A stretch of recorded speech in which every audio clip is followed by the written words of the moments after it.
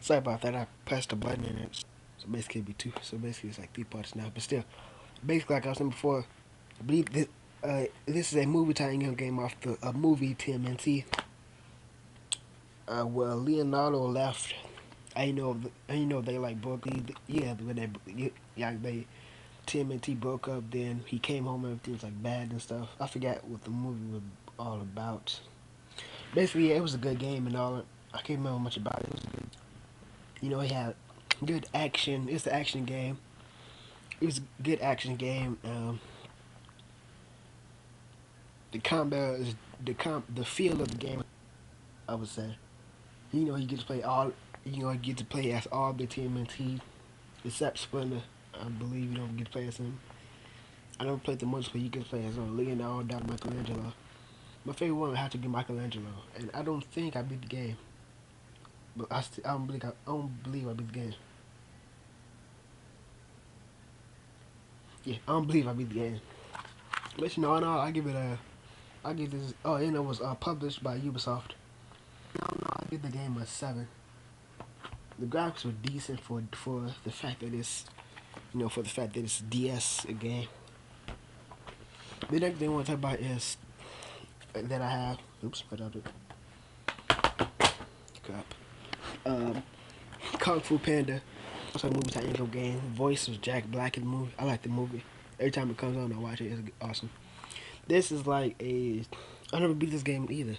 For some reason, I could like never get past like the certain level. It's a scroll. It's a scrolling game. Scroll thing like that. It's pretty decent. Well, the combat is like for the DS controller. You don't like just get to go straight to but start fighting them like press the L button to punch him and stuff like that. But like one place to move, you would have to use a DS stylus to like move like the stylus up, then like let go, then pull, like have to jump. That's the only way you can move. And that's like for the combat, it was basically like the same thing. You have to press the DS stylus and there's like this little L. Every time you move the stylus, the L will follow it, and you have to click on them, like click on pull, then drag the stylus across the screen. Now let go when you're on the character, then like pull, like jump and kick them. Now, but it's not that's not a bad thing. It's a good thing. It's a good thing. I would say it was pretty awesome. I never beat the game. Hold on. Hmm. I don't know if you guys play it all or if it's 5, but I never made it. I believe you did though. So I don't know. I give the game a 6, honestly. I don't think it has. No, I don't believe it has online. No, published by Activision. The next thing I want to talk about is one that everybody's familiar with. Whether they're a fan of one of the games, um, is hold on.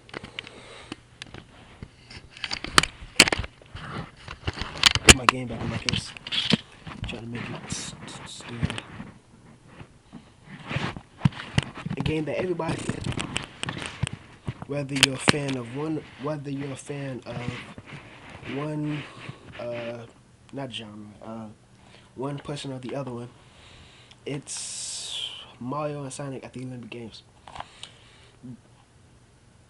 This is the only Mario and Sonic game, and I never played a Mario game. So they have like Mario and Sonic. They have, I believe, 4 games or 5. There's Mario and Sonic at the London 2012 Olympic Games, at the Winter Olympic Games, and I think that's it. 3, I believe. I don't know. But they have a Winter Olympic Games, London 2012 Olympic Games. I played this game. I believe I played the campaign mode. But the game, it's like, like Olympic game stuff, things. Track and field, javelin throw, I believe it had archery, boxing. The game I played the most probably archery. It was fun. And track, it was it's pretty fun. Hold on.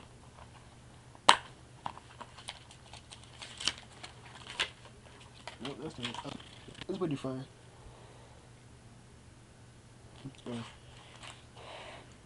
If I had to choose a side between Mario and Sonic, I had to choose Sonic.